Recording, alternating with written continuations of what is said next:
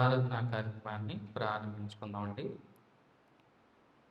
ప్రార్థన చేసుకుని కార్యక్రమాన్ని ప్రారంభించుకుందాం. సర్వోన్నతుడా, సర్వశక్తిమంతుడా, కృపగల తండ్రి, దయగల దేవ, నీ ఘనమైన శ్రేష్టమైన అతి పరిశుద్ధమైన నామానికి స్తుతులు స్తోత్రాలు చెల్లించుకున్నాం మా ప్రభువా. నీ కృపలోను ప్రేమలోను మీ బిడ్డమైన మమ్మల్ని అందరినీ మీరు జ్ఞాపకం చేసుకుని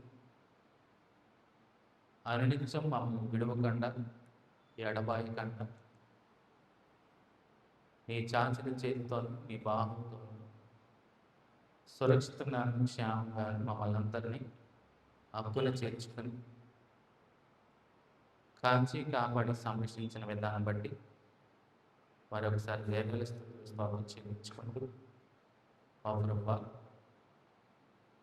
ఆరాధనలో భాగంగా ముందుగా కీర్తన పాడు మేము స్తుతించుండగా మీ యొక్క సహాయంతో మా అందరినీ నడిపించుకొని చేరువలసిన వారిని జ్ఞాపకం చేసుకోండి. ఇంకనూ అనేక మంది రావాల్సిన వారు వారందరినీ త్వరితగతిన వారి వల్ల ముగించుకొని సంతోషంతో మీ సన్నిధికి రావడానికి వారి హృదయాలు తెరిచి ఈ సన్నిధికి నడిపించుకొని ఈరోజు తలపెట్టిన ప్రతి కార్యక్రమాన్ని మీరే మమ్మల్ని నడిపించుకొని మంచి వాతావరణం గురించి మరి ఆనందం కూడా మరి రామాబాయి గారి కుటుంబ ఆదరణలు కూడా జరగబోదు మా ప్రభు. ఆ గుడిలో ద్వారా అనేక ఆత్మ సంగతులు అక్కడ వివరించడానికి బోధించడానికి ముఖ్యంగా వాతావరణం కూడా మీరు అనుగ్రహించి మంచి వాతావరణంలో కార్యక్రమాన్ని జరిగించుకోవడానికి కృప చూపించండి. తను మరి ఆదరించేంతమంది మీరు తోడు తద్వారా సమస్త ఘనత మహిమ ప్రభావం సంస్థానికి చేతులుగా అర్పించుకుంటూ మీ ప్రార్థన పాసం చేసుకున్నాం. యేసుక్రీస్తు ప్రార్థించి వేడుకున్నాం మా ప్రిమలో తండ్రి. ఆరాధన భాగంగా ముందుగా కీర్తన పాడుకు దేవుని స్తుతించుకుందామండి. శనికీర్తన పుస్తకం నుంచి 10వ కీర్తన పాడుకుందాం. ఆరాధించదము ఆత్మతో నిలుతాము యెహోవాను మహిమపరుద్దాం.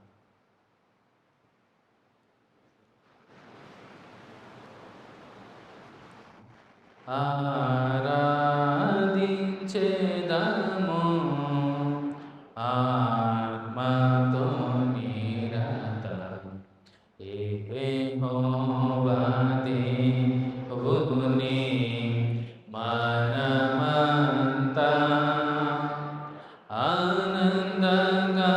ఆనందగానము మనసారా చేయుచు ఆనందగానము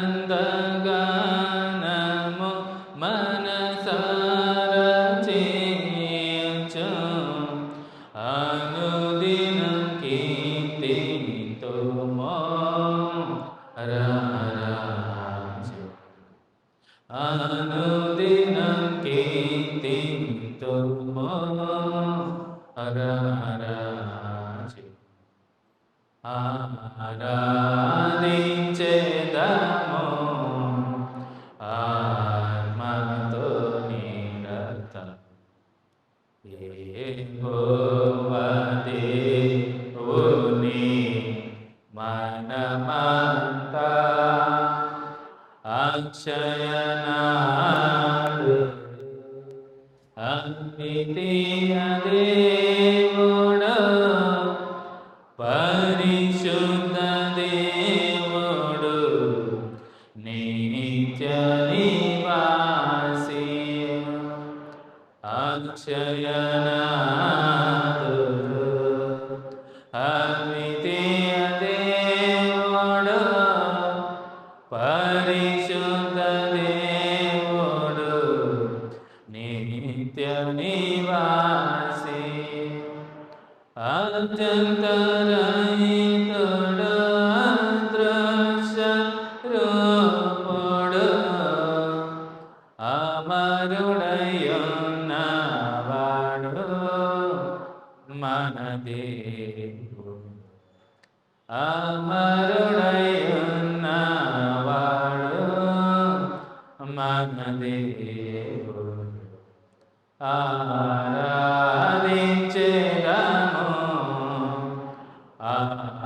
ఆత్మతో నిరతం యెహోవా దేవుని మనమంతా సత్యస్వరూపి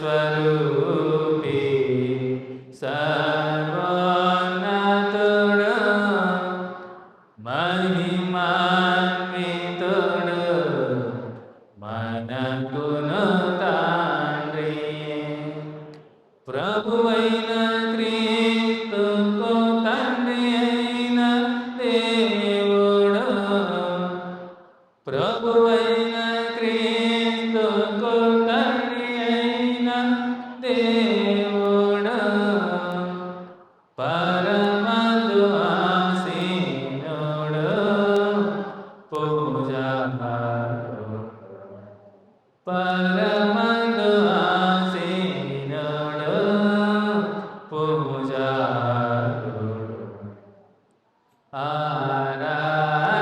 ఆరాధించెదము ఆత్మతో నిరతం యెహోవా దేవుని మనమంతా సమస్తమునకు జీవాధారుడై శ్రేష్టయులనిడు జ్యోతిర్మయుడై సమస్తమునకు జీవాధారుడై శ్రేష్టయులనిడు జ్యోతిర్మయుడై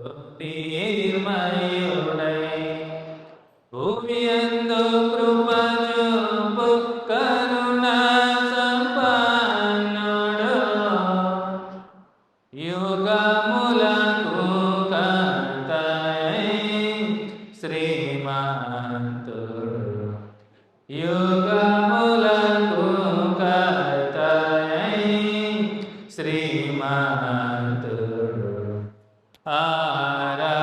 ఆరాధించెదము ఆత్మతో నిరతము యెహోవా దేవుని మనమంతా ఆనందగానము మనసారా చేయుచు ఆనందగానము మనసారా చేయుచు అనుదినం కీర్తింతుము రారాజు అనుదినం కీర్తింతుము రారాజు ఆరాధించెదము ఆత్మతో నిరతం యెహోవా దేవుని మనమంతా రెండవదిగా అదే చిన్న పుస్తకం నుంచి 84 పాడుకుందామండి. యెహోవా నీ నామము ఎంతో బలమైనది. రెండవదిగా అదే చిన్న పుస్తకం నుంచి 84 పాడుకుందాం. యెహోవా నీ నామము ఎంతో బలమైనది ఎంతో బలమైనది ఎంతో బలమైనది యెహోవా నీ నామము మోషే ప్రార్థించగా ఆహారము కురిపించితివి. యెహోషువ ప్రార్థించగా సూర్యచంద్రులనాపితివి. యెహోషువ ప్రార్థించగా సూర్య చంద్రుల నాపితివి యెహోవా నీ నామము నీ ప్రజల పక్షమున యుద్ధములు చేసిన దేవా అగ్నిలో పడవేసిన భయమేమీ లేకుండిరి అగ్నిలో పడవేసిన భయమేమీ లేకుండిరి యెహోవా నీ నామము పౌలు శీలను బంధించి చెరసాలలో వేసిన పాటలతో ప్రార్థించగా సంఖ్యలు విడిపోయెను పాటలతో ప్రార్థించగా సంఖ్యలు విడిపోయెను యెహోవా నీ నామము నీ సత్యవాక్యము ద్వారా మమ్ములను కలియుంటివి నీ దత్తపుత్రులుగా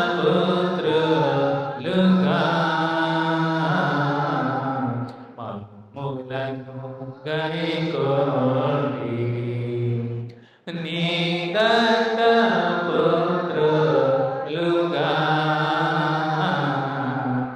మమ్ములను గైకొంటివి యెహోవా పరలోకపు ఆశీస్సులు మాకు ప్రాప్తించే క్రీస్తేసులో పరలోకపు నిరీక్షణ కలిగి పయనింతుని పరలోకపు నిరీక్షణ కలిగి పయనింతుని మార్గమున యెహోవా నీ నామము ఎంతో బలమైనది ఎంతో బలమైనది ఎంతో బలమైనది యెహోవా నీ నామము మూడుగా అదే చిన్నకెత్త పుష్కరించి 61వ కీర్తన పాడుకుందామండి. ఎంత మధురమో యేసుని ప్రేమ, ఎంత మధురమో యేసుని ప్రేమ, ఎంత మధురమో యేసుని ప్రేమ, ఎంత మధురమో నా యేసుని ప్రేమ, ప్రేమ ప్రేమ ప్రేమ ప్రేమ అంతకాల బంధమునవరించగా అందువలనై యేసుని ఎరుగకుంటిని అంధకార బంధమునవరించగా అందుడనై యేసుని ఎరుగకుంటిని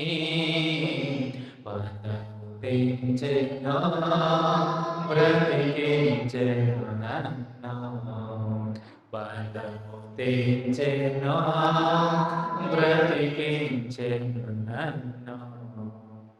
ఎంత మధురమో యేసుని ప్రేమ, ఎంత మధురమో నా యేసుని ప్రేమ. ప్రేమ ప్రేమ ప్రేమ ప్రేమ రక్షించు వారులేక పక్షినైతిని, బలచముడు బాణములు పెట్టియందెను.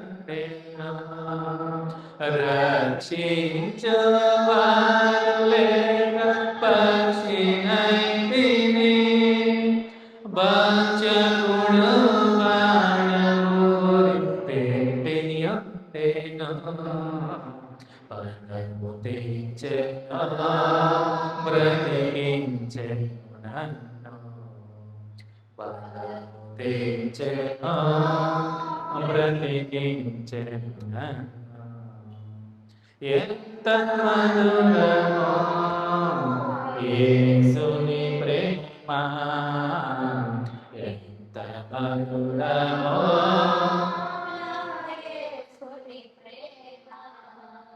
ప్రేమ ప్రేమ ప్రేమ ప్రేమ. ఎన్నో పాపములు చేసి మూట కడితిని, ఎన్నో మోసములు చేసి దోషినైతిని. ఎన్నో పాపములు చేసి మూట కడితిని, ఎన్నో మోసములు చేసి దోషినైతిని. పదము తెచ్చెను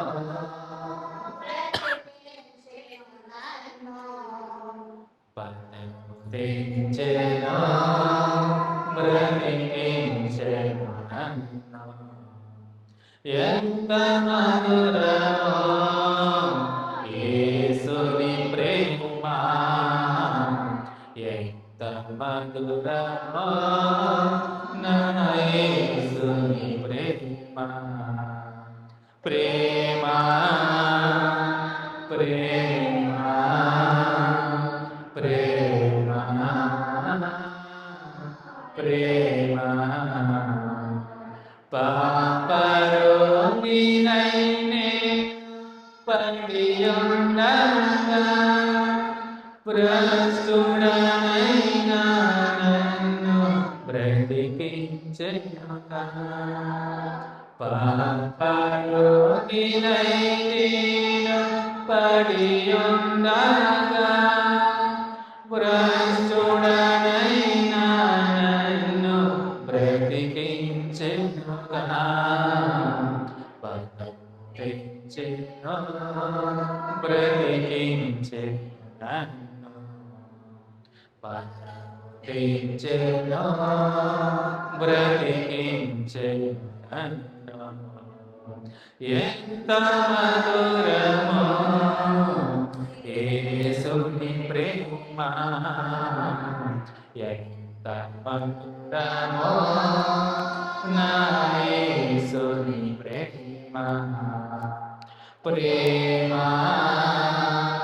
ప్రేమ ప్రేమ ప్రేమ. చివరిగా పెద్ద గీతల పుస్తకం ఇచ్చి, చివరిగా పెద్ద గీతల పుస్తకం ఇచ్చి 274 గీత పాడుతున్నాండి. నీ చేతితో నన్ను పట్టుకో, నీ ఆత్మతో నన్ను నడువు. చివరిగా పాడుతున్నాం. పెద్ద గీతల పుస్తకం ఇచ్చి 274 కీర్తన. నీ చేతితో నన్ను పట్టుకో, నీ ఆత్మతో నన్ను నడువు. శిల్పించితిగా శిలను నేను అనుక్షణం నన్ను చెక్కుము శిల్పించితిగా శిలను నేను అనుక్షణము నన్ను చెక్కుము ఘోర పాపిని నేను తండ్రి పాప ఊబిలో పడియుంటిని లేవనెత్తుము శుద్ధి చేయుము పొందనేమో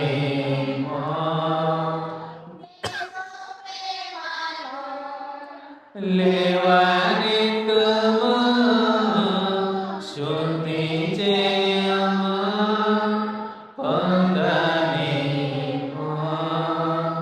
నీదు ప్రేమను నీ చెట్టితో నన్ను పట్టుకో నీ ఆత్మతో నన్ను నడుపు శిల్పించితిగా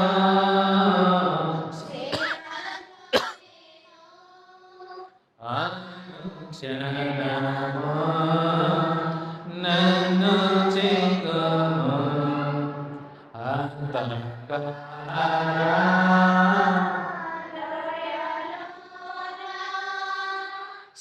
సంచరించిన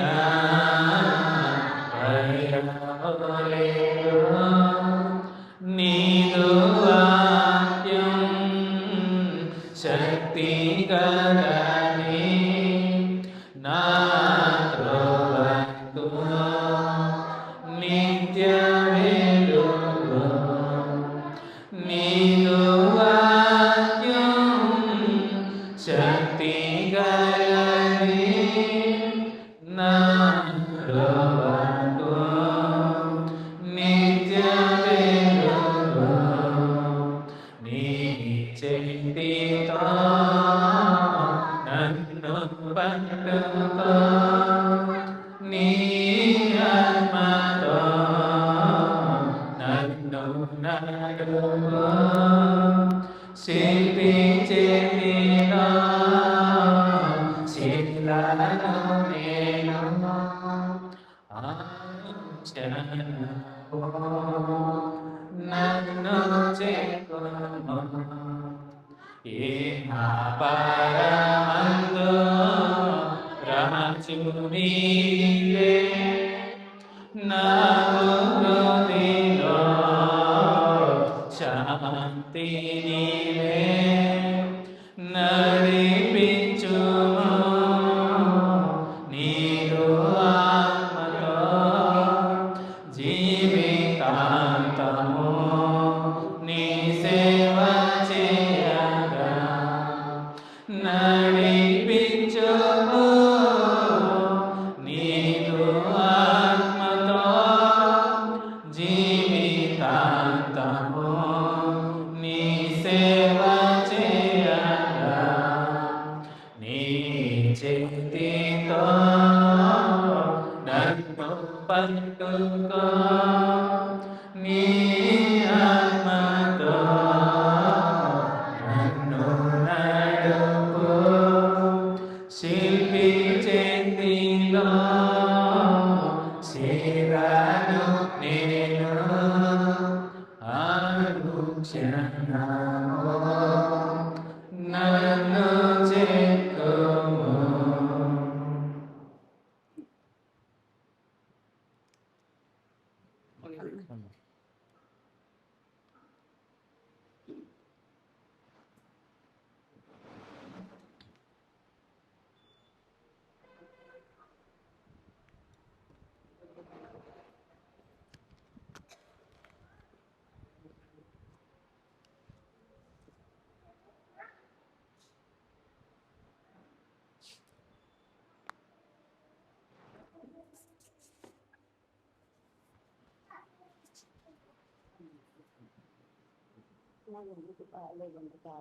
నల్లిదా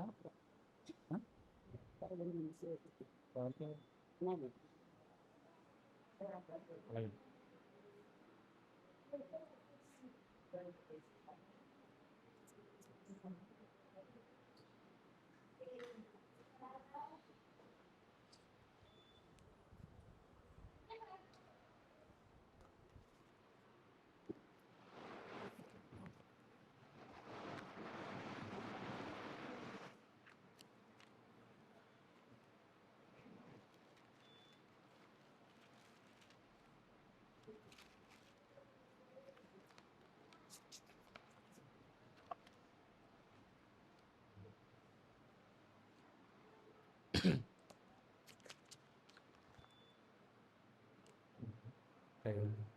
ఇంతవరకు కీర్తన పాడుకుని దేవదేవుని స్తుతించుకున్నామండి.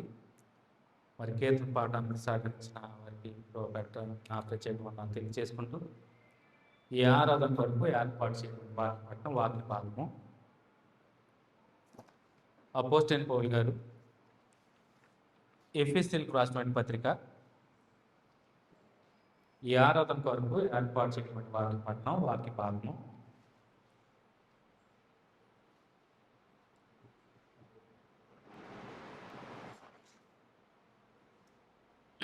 ఈ ఆరాధన కొరకు ఏర్పాటు చేయటువంటి వాక్య పట్టణం వాక్య భాగము అపోస్టల్ పౌలు గారు ఎఫెసీయులకు రాసినటువంటి పత్రిక మొదటి అధ్యాయము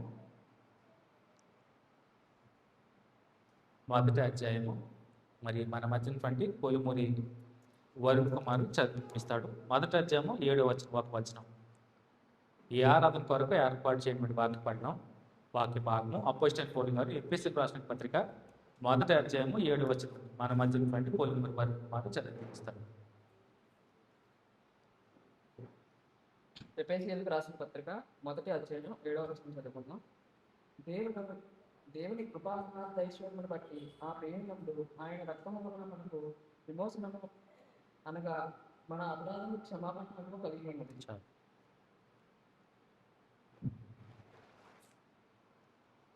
లేఖన భాగాన్ని చదివిపించిన సహోదరుడు వరుణ్ కుమార్కి ప్రభు పేరట నా ప్రత్యేక వందనాలు తెలియజేస్తానండి. లేఖన భాగాన్ని వివరించుకునే ముందు చిన్న ప్రార్థన చేసుకుని లేఖన భాగాన్ని వివరించుకునే ప్రయత్నం చేద్దాం. ప్రార్థన చేసుకుందాం. పరిశుద్ధుడ పరమ తండ్రి, నీ ఘనమైన శ్రేష్టమైన అతి పరిశుద్ధమైన నామం మరొకసారి స్థుతులు స్తోత్రాలు చెల్లించుకున్నాము ప్రభా. మరి ఇంతవరకు మరి కీర్తన పాటలను మీ యొక్క ఆత్మ సహాయాన్ని తోడించి మమ్మల్ని నడిపించిన విధానం బట్టి మరొకసారి స్థుతులు చెల్లించుకుంటూ మరి ఈ సమయంలో వాక్యం ద్వారా మీరు మాతో మాట్లాడి శ్రేష్టమైన సంగతులు తండ్రి మరి బోధించుండగా వివరించుండగా వినిచిన వారు విని విడిచిపెట్టకుండా శ్రేష్టమైన సంగతులను భద్రపరుచుకుని తద్వారా ఆత్మీయంగా ఫలించడానికి ఆత్మీయ ఆశీర్వాదాలు పొందుకోవడానికి ఆత్మీయంగా బలంగా నడవడానికి తండ్రి తెలియపరచినటువంటి ఈ మాటలు పొందలో భద్రపరచుకోవడానికి మీ యొక్క ఆత్మను ప్రోమరించి నడిపించమని ఈరోజు తలపెట్టిన ప్రతి కార్యక్రమాన్ని మీ చేతులకు అప్పగించుకుంటూ మీ పాస చేసుకోమని యేసుక్రీస్తు ప్రార్థించి వేడుకున్నాం మా ప్రిపరలో తండ్రి. ముందుగా ఇటు సమయాన్ని నాకు అనుగ్రహించినటువంటి తండ్రి దేవునికి కుమారుడు యేసుక్రీస్తు పేరట మరి చేరు వచ్చిన కూడి వచ్చిన మీ అందరికి కూడా ప్రభు అయిన యేసుక్రీస్తు వారి నామంలో సర్వశుభాలు క్షేమాలు మరి శుభాలు తెలియజేస్తానండి. దేవాతి దేవుని శ్రేష్టమైన శుభప్రదమైనటువంటి ఆయన కృప మహదేశ్వరముల చొప్పున మనందరినీ సంరక్షించుకుంటూ అనునిత్యము విడిచిపెట్టకుండా ఎడబాయకుండా మనందరినీ జ్ఞాపకంలో ఉంచుకొని ప్రతి విధమైనటువంటి శోధల నుంచి బాధల నుంచి కష్టాల నుంచి కన్నీళ్ళలోంచి మనందరినీ సంరక్షించుకున్న దేవదేవునికి మనం ఎంతగానో కృతజ్ఞతాస్థుతులు చెల్లించబద్ధమైనామండి. గడిచిన ప్రభుదినంలో మనం ఒకసారి ఏం నేర్చుకున్నామో జ్ఞాపకం చేసుకుందాం. ఆరాధన గురించి మనం ధ్యానం చేసుకున్నాం. ఆరాధన అంటే ఏంటి? అవునా? ఆరాధన అంటే ఏంటి, ఎవరికి చేయాలి, ఎలా చేయాలి? చాలా చక్కటి అంశం ఇది. ఎందుకంటే వివాదాస్పదమైందని చెప్పాను, క్లారిటీ ఎవరికి అంతగా లేదని కూడా చెప్పాను. సో చాలామంది చాలా రకాలుగా చెప్పుంటారు, కానీ లేఖనానుసారంగా మనం చాలా అంశాలు తెలియచేసుకుంటూ అసలు ఆరాధన అంటే మనం ప్రజెంట్ మన కళ్ళెదురుగుండా చూసేటిది, వినేటిది, కనపడేది మనం ఆరాధన అనుకుంటాం. కానీ ఆయన్ని యథార్థంగా ఆరాధించేవారు ఆత్మతోనూ సత్యముతోనూ ఆరాధించాలని ప్రభువైన యేసుక్రీస్తు వారు సమరయ స్త్రీతో మాట్లాడుతున్న సందర్భంలో ఆ సంభాషణని బట్టి మనం ఇట్టే చెప్పొచ్చు, దేవుడు తండ్రి అది అట్టి ఆరాధనే కోరుకుంటున్నాడు. సో ఎవరికి చేయాలి, ఎవరి ద్వారా చేయాలి, అసలు ఆరాధన అసలు మనం ఎలాగ చేయాలంటే దేవుడు ఏమై ఉన్నాడో ఆయన గుణగణాలని మనం కొనియాడుతూ స్తుతిస్తూ మనం ఆయనకి స్తుతులు చెల్లించడమే ఆరాధన. అవునా? దేవుడు ఏమై ఉన్నాడో ఆయన్ని గణపరచడం, మహింపరచడం, అది ఆరాధన మనం జ్ఞాపకం చేసుకున్నాం. సో దాంట్లో హిబ్రూ పదం, గ్రీకు పదాన్ని 2 పదాలను జ్ఞాపకం చేశారు. ఎవరికైనా గుర్తుందా? అసలు ఎవరైనా చెక్ చేశారా?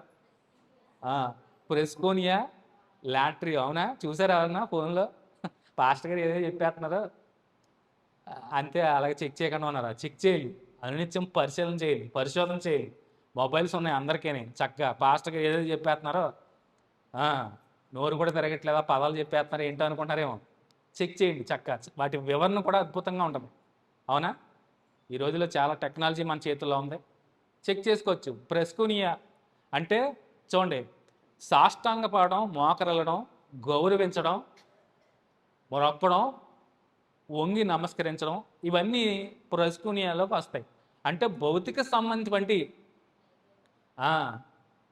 ఆరాధనగా పరిణించవచ్చు దీన్ని. అంటే దీంట్లో ఏముంటుందని చెప్పాను, ఎక్కువగా వేషధారణ ఉంటుందని చెప్పాను. నమస్కారం పెడతాం కానీ దొంగ నమస్కారాలు అవుతాయి. సాష్టాంగ పడతామో లేదంటే ఎదురుపడ్డాక ఏదో చెప్పాలి కదా అని చెప్తాం తప్పితే, దీంట్లో ఏంటంటే ఇంకొక విషయం కూడా చెప్పాను, ప్రేమించిన వ్యక్తి పట్ల భౌతికంగా బాహ్యంగా చూపించేది ప్రెస్కిన్లాగా వస్తుంది. దీన్ని ఆరాధన అంటారు. కానీ ఇది యథార్థమైన ఆరాధన ఎంత మాత్రమో కాదు. ఈ ఆరాధనలో ఫేక్ ఉంటుంది, ఫేక్ ఆరాధన. అలాగే లాట్రియాలో ఏముంటుందని చెప్పాను, ప్రేమించిన వ్యక్తి కొరకు మన జీవితాన్ని అర్పించడం, సమర్పించడం, అప్పగించడం, త్యాగం చేయడం, సజీవ యాగముగా మన దేహాల్ని ప్రభువైన క్రీస్తుకి అర్పించేసుకోవడమే. రోమీయులకు రాసిన పత్రిక 12వ అధ్యాయం 1వ వచనంలో చెప్పాను నేను. పౌలు ఇదే చెప్తున్నాడు. ఎందుకంటే గ్రీకు భాష అనర్గళంగా మాట్లాడగలిగినటువంటి వాడు పౌలు. చెప్తున్నాడు, ఈ ఆరాధన కోరుకున్నాడు దేవుడు. సజీవ యాగంగా మన దేహాల్ని, మన శరీరాల్ని క్రీస్తుకి సమర్పించుకోవడమే, అది ఆరాధన. అంటే ఎక్స్ట్రీమ్గా మన హృదయాల్ని దేవుని హృదయంతో మమేకం చేసి, ఏకం చేసి, ఆయన స్తుతిస్తూ, పొగుడుతూ, గణపరుస్తూ, మహింపరుస్తూ, ఆయన గుణగణాలని ఏం చేస్తూ పైకెత్తుతూ చేసేదే ఆరాధన. సో ఆరాధన 5 అంశాలు జ్ఞాపకం చేసుకున్నాం. ప్రార్థన చేయడం, పాటలు పాడడం, వాక్యాన్ని ధ్యానం చేయడం, ప్రభు బల్ల, దేవునికి కానుకలు సమర్పించడం, ఇది యథార్థమైనటువంటి ఆరాధన. సో చాలా చక్కగా మనం జ్ఞాపకం చేసుకున్నాము అనేక విషయాలు. పాత నిబంధన, క్రొత్త నిబంధనటువంటి ఆరాధనటువంటి వ్యత్యాసాలు కూడా మనం జ్ఞాపకం చేసుకున్నాం. రైట్, ఈరోజు మరొక అంశాన్ని జ్ఞాపకం చేయాలని నేను ఆశపడుతున్నాను ఖచ్చితంగా. ఎందుకంటే ఈ లోకంలో ప్రజెంట్ పరిస్థితులు బాగోలేదు. సో మనుషులకి మధ్య మనుషులు విపరీతమైనటువంటి ద్వేషం పెంచుకుంటున్నారు. ఎందుకంటే ద్వేషము, కలహము అపవాదిగా లక్షణాలు. ద్వేషించడం అనే స్వభావం కంప్లీట్గా దేవుని స్వభావం కాదు, అపవాది స్వభావమే కంప్లీట్గా. ద్వేషించే స్వభావం, కలహించే స్వభావము అంతా కూడా అపవాదిగాడి లక్షణం 100%.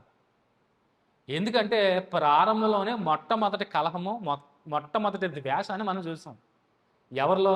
కయ్యను హేబేలు చూసాం. మొట్టమొదటి పగపట్టాడు, ద్వేషించాడు, అసూయపడ్డాడు, ద్వేషించాడు, కోపగించాడు, నరహత్య చేశాడు. ఎందుకు వచ్చేసింది? వారిద్దరి మధ్యన ఇద్దరు ఒక తల్లి కడుపును పెట్టలే, అవునా? కయ్యను హేబేలు ఒక తల్లి కడుపును పుట్టిన పెట్టలే ఇద్దరునే. ఎందుకు వచ్చేసింది ద్వేషం? ఎందుకు వచ్చేసింది కలహం? ఎందుకు వచ్చేసింది అసూయ? ఆలోచించే. ప్రారంభంలోనే ద్వేషించే స్వభావం అపవాదిగాడు నరనరాన్న మానవంలో ఆ స్వభావాన్ని విత్తేశాడు.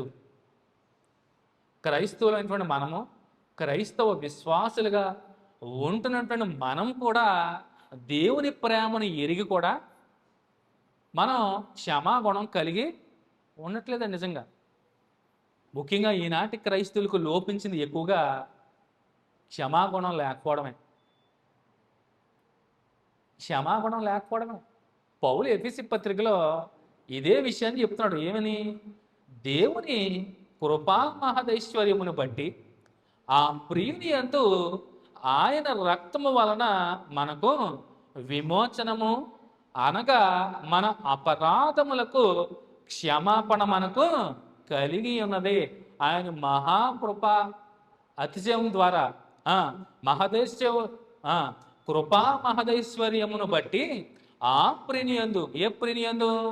ప్రభువైన యేసుక్రీస్తు వారి యందు ఆయన రక్తము వలన మనకు విమోచనము అంటే విడుదల, అనగా మన అపరాధములకు క్షమాపణ మనకు కలిగి ఉన్నది. ఎవరిని బట్టి మనకి విడుదల? ఎవరిని బట్టి మనకి క్షమాపణ? ప్రభువైన యేసుక్రీస్తు వారిని బట్టే. ఆయన లేకపోతే మనం పాపం నుండి విడుదల పొందేవారమా? విడిపింపబడేవారమా? ఎందుకంటే ఆయన మన పాపాలను క్షమించాడు కనుకనే మనం కూడా ఒకరిని ఎడల ఒకరు ప్రేమ కలిగి క్షమాగుణం కలిగి ఉండాలండి నిజంగా. ఎందుకంటే మనం క్రైస్తవులు, మనకు ఉండవలసిన లక్షణం క్షమాగుణం కలిగి ఉండడం. సో ఈ ఒక్క వచనంలోనే 3 అంశాలు జ్ఞాపకం చేసుకోవచ్చు. క్రైస్తవ జీవితంలో, క్రైస్తవ సమాజంలో బ్రతుకుతున్న క్రైస్తవ విశ్వాసులు ఉన్న మనం అందరం కూడా ముఖ్యంగా ఈరోజు 3 అంశాలు జ్ఞాపకం చేసుకోవచ్చు. క్రైస్తవులకు ఉండవలసిన లక్షణం మొట్టమొదటిగా క్షమాగుణం కలిగి ఉండాలి. రెండోది ప్రేమతత్వం కలిగి ఉండాలి. మూడోది సమానత్వం కలిగి ఉండాలి. క్షమాగుణం, ప్రేమగుణం, సమానత్వం, అవునా? సో క్షమించే గుణం క్రైస్తవులకి ఖచ్చితంగా ఉండాలండి. ఎందుకంటే మీ పాపముల్ని ప్రభువైన యేసుక్రీస్తు వారు ఎట్టి రీతిగా క్షమించాడో అట్టి రీతిగా నీ తోటి క్రైస్తవుణ్ణి క్షమించు. ప్రభువైన యేసుక్రీస్తు వారు ప్రేమ చేత నిన్ను ఎన్నుకున్నాడో, నిన్ను విడిపించాడు, అదే ప్రేమని తోటి సహోదరి యందు చూపించు. ప్రభువైన యేసుక్రీస్తు వారు ఎట్టి రీతిగా ప్రతి ఒక్క మానవుని కూడా దేవుని యొద్దకు నడిపించడానికి ఆయన బలి ఆ అడ్డు గోడని, ఆ అడ్డు తెరని తీసివేసి ప్రతి ఒక్కరికి కూడా సమానత్వాన్ని అనుగ్రహించాడు, స్వాతంత్రాన్ని ఇచ్చాడు. పాపము నుండి విడుదల చేసి ప్రతి ఒక్కరూ క్రీస్తు వద్దకు వచ్చినవారు, అంటే ప్రతి ఒక్కరూ క్రీస్తు పాదాల చెంతకు వచ్చిన ప్రతి ఒక్కరూ కూడా సమానం, ఆల్ ఆర్ ఈక్వల్. క్రైస్తవంలో కులం లేదండి, మతం లేదు, జాతి లేదు, వర్గం లేదు, తారతమ్యాలు అస్సలు లేదు. నువ్వు ఆ జాతి వాడు, ఈ జాతి వాడు, ఆ కులం వాడు, ఈ కులం వాడు, ఆ వర్ణం వాడు, ఈ వర్ణం వాడు, అది ఏమీ లేదండి. ప్రభువైన క్రీస్తు వారిని యందు ఉన్న ప్రతి ఒక్కరు కూడా సమానము. నిజంగా గర్వంగా చెప్పుకోవచ్చు, మా క్రైస్తవంలో కుల వివక్ష లేదు, లింగ వివక్ష లేదు, వర్ణ వివక్ష లేదు, పేద ధనిక అసలు లేదు. క్రీస్తునందు ఉంటే అందరూ సమానం. యూదుడని లేదు, గ్రీసు దేశస్తుని లేదు, దాసుడని లేదు, స్వతంత్రుడని లేడు, అందరూ క్రీస్తునందు సమానం. పేద ధనిక ఏమీ లేదు. నువ్వు క్రీస్తునందు ఉంటే ఎంత ధనవంతుడు అయినా ఆయన ముందు సమానం. నువ్వు ఎంత పేదవాడు అయినా క్రీస్తుల సమానం. నిన్ను ధనవంతులు చేయడానికి ఆయన మన నిమిత్తం ఏమేడు దరిద్రుడు ఆయన అంటాడు. అవునా? ఆలోచించండి. ఇదే విషయాన్ని మన చట్టాల్లో కూడా పొందుపరిచారు, తెలుసండి? ఇదే విషయాన్ని మన చట్టాల్లో కూడా పొందుపరిచారు, రాజ్యాంగంలో కూడా ఉంది. ఏ మతంలో లేని ఈక్వాలిటీ క్రైస్తవ మతంలో ఉంది. క్రైస్తవ మతాన్ని స్వీకరించిన వారికి కుల వివక్ష లేదు, జాతి వివక్ష లేదు, వర్ణ వివక్ష లేదు. క్రైస్తవంలో ఉన్నటువంటి గొప్ప లక్షణం ఏంటంటే ఏ మతంలోనూ లేదండి. క్రిస్టియానిటీలో ఉన్నది ఏంటంటే ఈక్వాలిటీ, సమానత్వం. అంతకు మునుపు, క్రీస్తు రాక మునుపు, యూదుడు, గ్రీసుదేశస్థుడు, రోమీయుడు, హెబ్రీయుడు, సమరీయుడు, కనానీయుడు, అమ్మోనీయుడు, యెబూసీయుడు, హవ్వీయుడు, చూడండి ఎన్ని జాతులు ఉన్నాయో, ఎన్ని తెగలున్నాయో. క్రీస్తు వచ్చినాక ఆయన రక్తం వలన విమోచింపబడి, క్షమింపబడి, ప్రేమించబడి సమానత్వాన్ని తీసుకొచ్చాడు. అందరినీ ఆయన కృపనందుకు, ఆయన కృపలోనికి తీసుకొచ్చాడు, నడిపించాడు. ఆయన కృప లేకపోతే మనం ఏమైపోతామో నిజంగానే. ఆ కృప మన ముందు ప్రత్యక్షమైంది. ఆయన యొక్క మహాకృపను బట్టే ఈరోజు మనం ఎలా ఉన్నాం? పాపము నుండి విమోచింపబడ్డాం, రక్షింపబడ్డాం, క్షమించబడ్డాం. అందుకని పౌలు చూడండి, ఆయన రక్తము వలన మనకు విమోచనము అనగా మన అపరాధములకు క్షమాపణ మనకు కలిగి ఉన్నది. ఈయన ఎట్టి విధంగా మన పాపాలని క్షమించాడో ఆమె జాగ్రత్తమేనండి. ప్రభువైన యేసుక్రీస్తు వారు ఎట్టి రీతిగా అయితే మన పాపాలని క్షమించాడో, ఆయన యందు విశ్వాసం ఉంచిన మనము ఎప్పుడైతే ఆయన యందు నమ్మకి ఉంచి విశ్వాసం ఉంచి నోటితో ఒప్పుకొని క్రైస్తవులు అయ్యామో, రక్షింపబడి, అట్టి క్రైస్తవులందరూ కూడా ఏం కలిగి ఉండాలి? క్షమాగుణం కలిగి ఉండాలి, ప్రేమ కలిగి ఉండాలి. ఆయన ఎట్టి రీతిగా అయితే అందరినీ సమానంగా చూస్తున్నాడో మనం కూడా సమానంగా చూడాలి. నువ్వు గొప్ప, నువ్వు ఎక్కువ, నేను తక్కువ, నువ్వు పేదోడు, నేను ధనికుడు, నేను ధనవంతుడిని అని ఏం లేదండి. క్రైస్తవ్యంలో, క్రిస్టియానిటీలో ఏం లేవు. All are equal.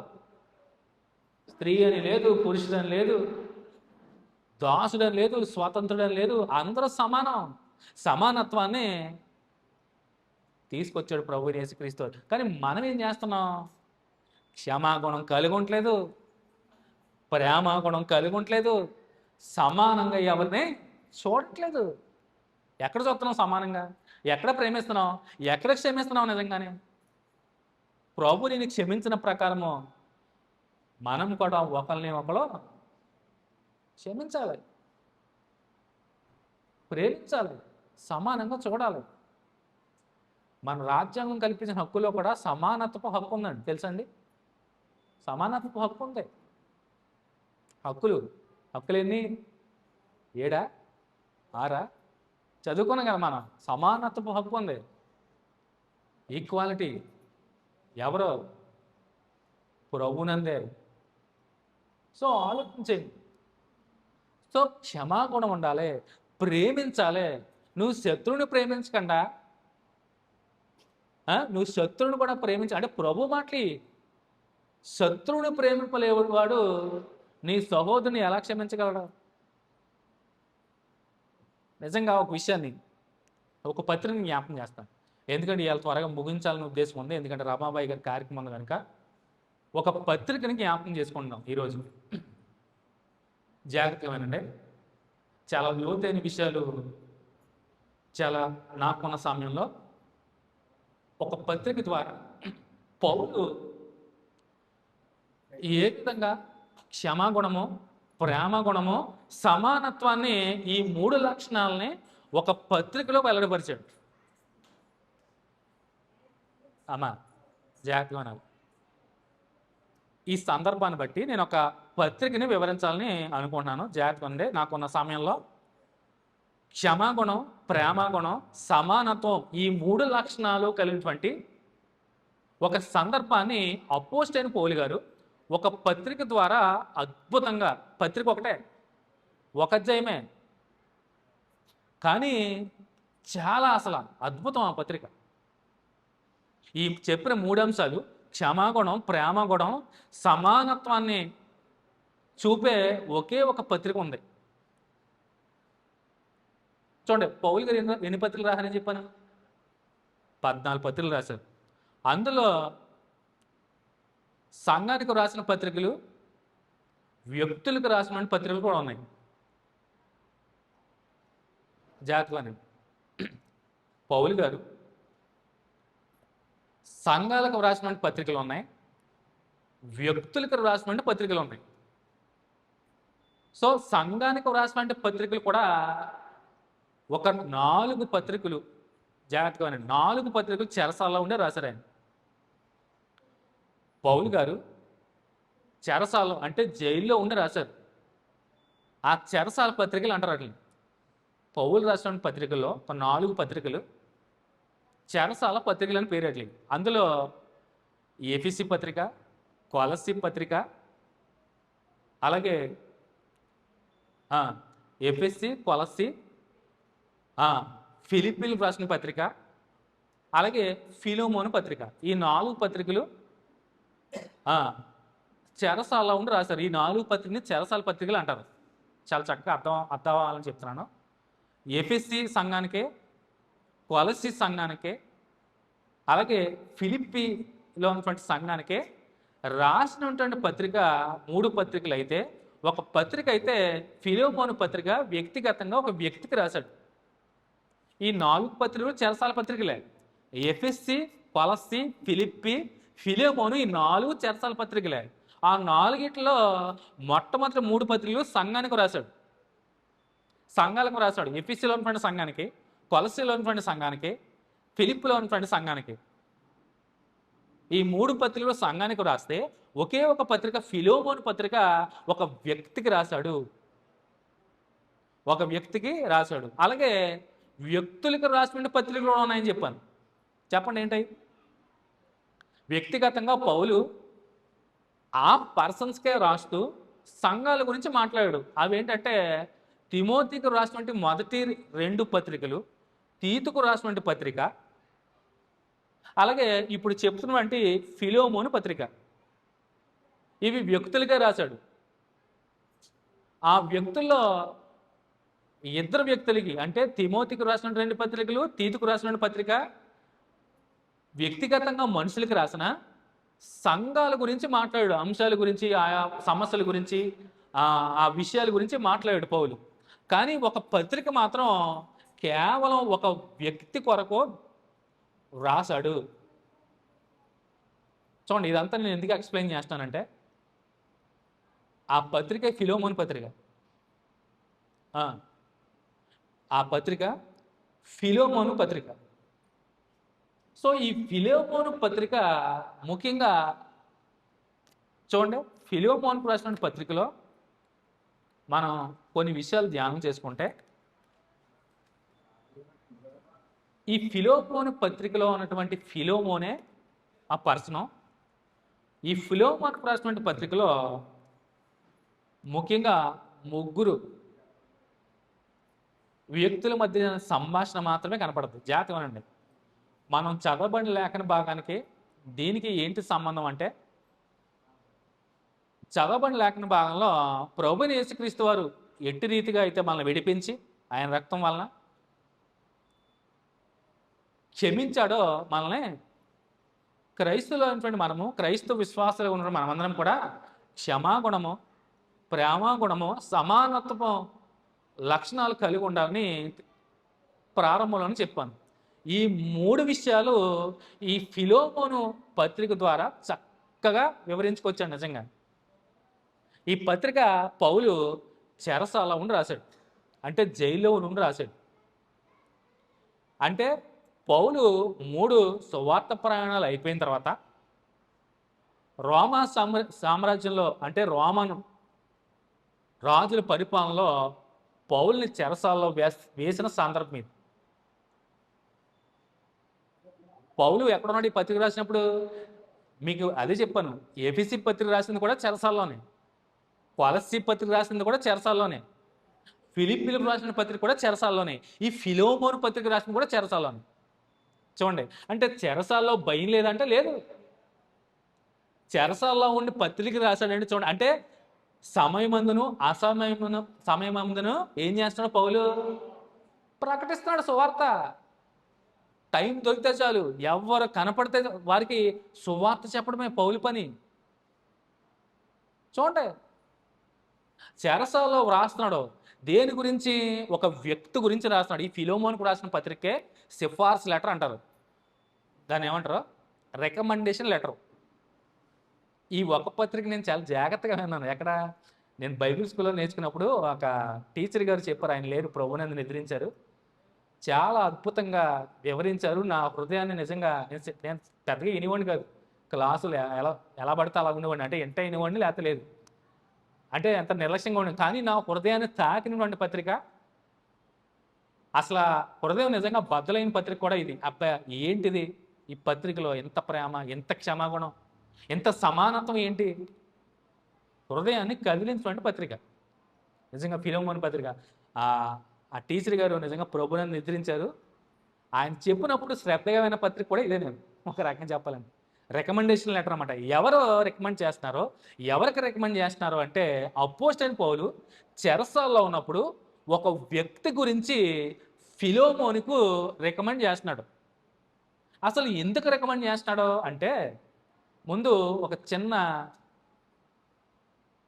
ఒక లాంటి కథనం, స్టోరీని తెలుసుకోవాలి. రోమా రాజుల కాలంలో మనుషుల్ని అమ్మేవారండి, అంటే బానిసత్వం ఉండేది, జాతివానండి. ఈ ఫిలోమోను కొలసీ పట్టణానికి చెందినవాడు. కొలసీ పట్టణంలో ఒక ధనవంతుడు ఫిలోమోను, చాలా ధనవంతుడు అండి, డబ్బులు ఉన్నవాడు.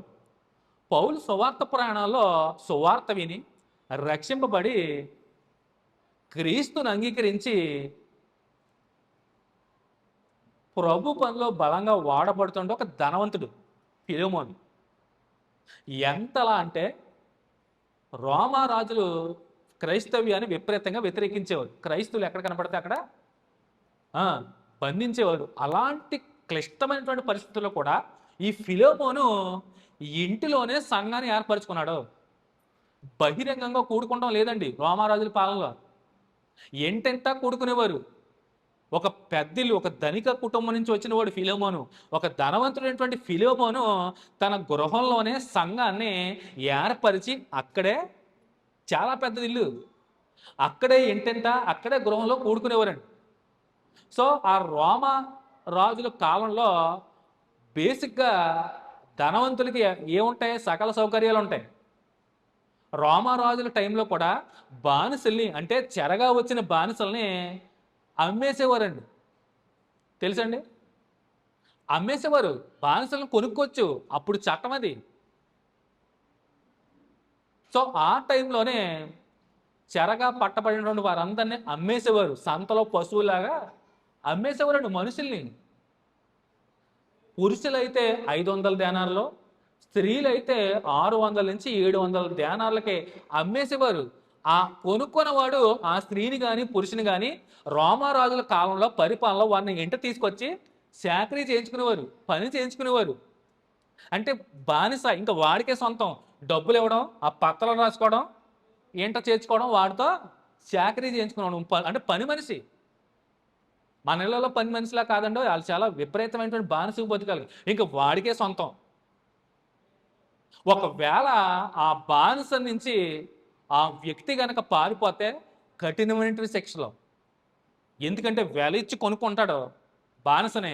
ఆ కొనుక్కున్న వాడి దగ్గర నుంచి ఇంటి నుంచి పారిపోతే పట్టబడితే ఘోరమైన శిక్షలో బ్రతికుండగానే చర్మం ఒలిచేవారంట, రాళ్లతో కొట్టేవారంట, చేతులు తీసేసేవారంట, శిరచ్ఛేదన ఉండేయంట, జైల్లో వేసి 2 కళ్ళు పీకేవారంట. అలాంటి శిక్షలో రోమన్ ఎంపైర్స్ చాలా క్రూరత్వం కలిగినటువంటి వారు. మన ప్రభు అయిన యేసుక్రీస్తు వారిని కూడా అంత ఘోరంగా హింసించారు కదా. శిక్షలు చాలా ఘోరంగా ఉంటాయండి రోమా ఎంపైర్స్లో. సో ఈ ఫిలోమోన్ గారు కూడా ధనవంతుడు కనుక కొంతమంది బానిసలు కొనుక్కున్నాడు. ఎవరైనా కొనుక్కోవచ్చు. ధనవంతుడు కనుక పనివారు కావాలి కనుక కొంతమంది పనివారు అంటే బానిసల్ని కొనుక్కుని తన ఎంట పెట్టుకున్నాడు. పెట్టుకున్నప్పుడు ఆ బానిస ఒక బానిస పేరే ఒనేసిము. ఫిలోమోన్ దగ్గర పనికి కుదిరినటువంటి కొనబడినటువంటి వ్యక్తే ఒనేసిము. ఈ ఒనేసిము ఫిలోమోన్ దగ్గర పనిచేస్తూ బానిసకు బతుకుతూ చరిత్రకారులు గ్రంథంలో ఈ ఫిలోమోన్ పత్రిక చదువుతూ ఉంటే ఇక్కడ దొంగతనం చేశారని చాలామంది హిస్టరీ బుక్స్లో రాశారు, కానీ దొంగతనం చేశాడో తెలీదు, ఎంట నుంచి సొమ్ము అప్పు ఉన్నాడో లేక ఏమన్నా డబ్బులు తీసుకుని వెళ్ళిపోయాడో తెలియదు, కానీ చాలామంది చరిత్రకారులు ఒనేసిము ఫిలోమోని ఎంట దొంగతనం చేసి పారిపోయాడని చెప్తారు. చాలామంది ఈ ఫిలోమోన్ పత్రిక వివరించినప్పుడు కూడా నాకు కూడా మా టీచర్ గారు దొంగనే చెప్పారు. ఎందుకంటే పత్రిక చదువుతున్నప్పుడు అర్థమవుతుంది. సో దొంగతనం చేసి పారిపోయి రోమా వెళ్ళినప్పుడు పట్టపడినటువంటి ఒక దొంగగా ఒనేసిము కనపడతాడో ఆ దొంగను అట్టుకెళ్ళి పౌలు గారి చెరసాలలో ఉన్న చెరసాలలోనే ఈ ఒనేసిముని పట్టుకెళ్ళి వేస్తారు. పౌలు పనేంటి చెరసాలలో ఉండి సువార్త ప్రకటించేవాడు. చెరసాల్లో ఎవరు కనపడితే ఖైదీలు కూడా వదలలేదు. ఖైదీలు మొత్తం మార్చేశాడు పౌలు. అంత అద్భుతమైన నేర్పరి వాక్యాత్మకం గలవాడు పౌలు. నిజంగా ఎలాంటి వారితో ఎలాగైనా మాట్లాడగలడు. అంత ధర్మశాస్త్రాన్ని అవపాసాన్ని పుట్టినాడు. మీ అందరూ తెలుసని చాలాసార్లు చెప్పాను.